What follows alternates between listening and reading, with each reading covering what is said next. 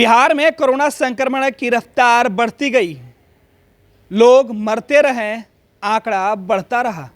बिहार में कोरोना संक्रमण के मामले तकरीबन 30,000 के ऊपर है, तो वहीं मौत का जो आंकड़ा है वो भी 200 के पार। लेकिन सत्ताधारी दल की नींद नहीं खुली।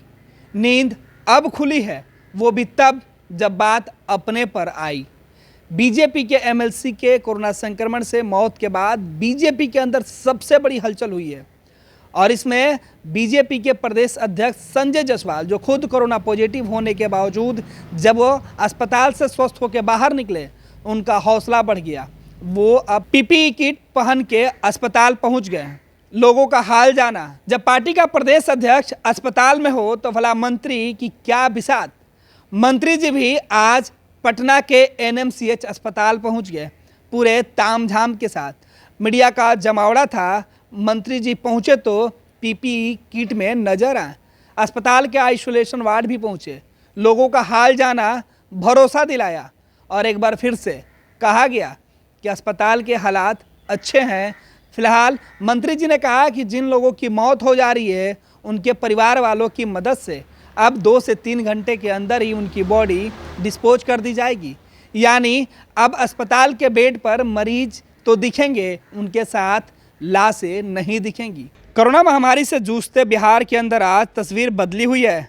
पहली बार सत्ताधारी दल के प्रदेश अध्यक्ष से लेकर सूबे के स्वास्थ्य मंत्री तक कोरोना मरीजों के हाल चाल जान रहे हैं। बीजेपी नेताओं का एकाएक हरकत में आना यह बता रहा है कि अपनी ही पार्टी के विधान पार्षद की मौत के बाद पार्टी के नेताओं के होश उड़े हुए हैं। खुद कोरोना संक्रमण से ठीक होकर वापस लौटे बीजेपी के प्रदेश अध्यक्ष डॉक्टर संजय जायसवाल ने आज सबसे पहला कदम उठाते हुए बेतिया स्थित जीएमसी के आइसोलेशन वार्ड का निरीक्षण किया। पीपीई किट पहनकर संजय जायसवाल कोरोना वार्ड में जा पहुंचे और मरीजों का हालचाल जाना।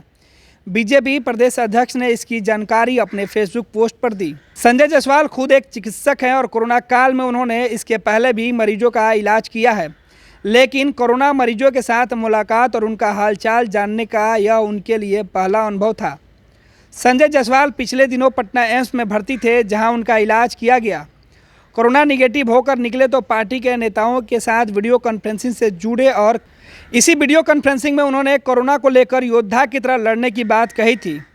तब संजय जायसवाल ने जो कुछ कहा था, उनका संकेत पार्टी के ज़्यादातर नेता नहीं समझ पाए थे।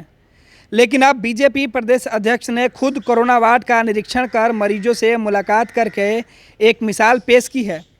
बिहार में किसी भी राजनीतिक दल का कोई भी नेता संजय जायसवाल से पहले कोरोना मरीजों का हाल चाल जानने कोविड वार्ड में नहीं पहुंचा है।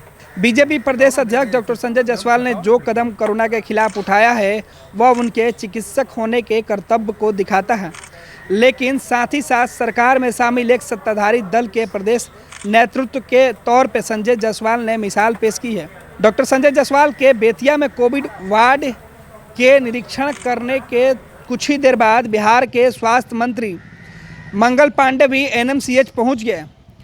उन्होंने भी वहां कोरोना मरीजों का हालचाल जाना।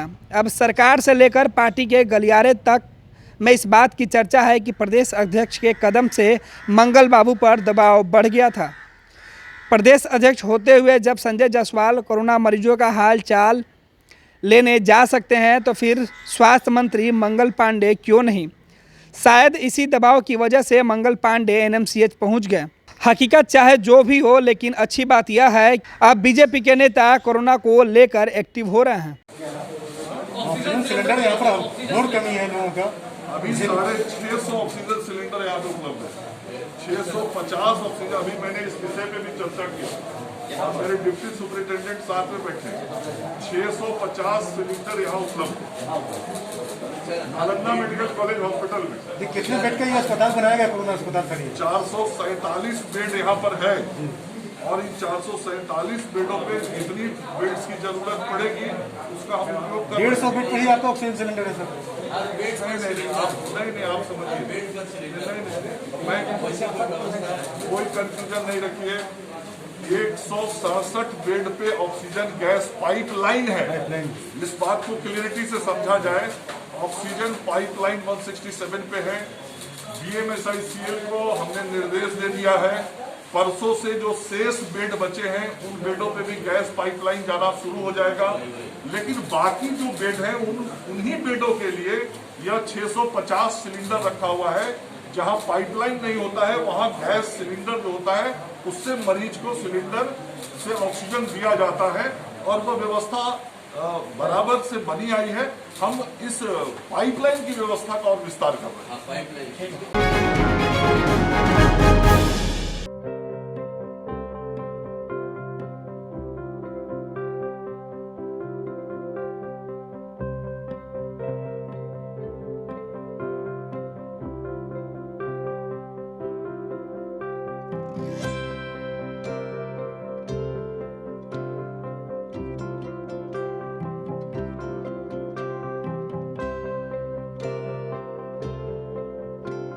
एक जिंदगी बचाने वाले को हीरो कहते हैं और 1000 जिंदगी बचाने वाले को हेल्थ केयर वर्कर।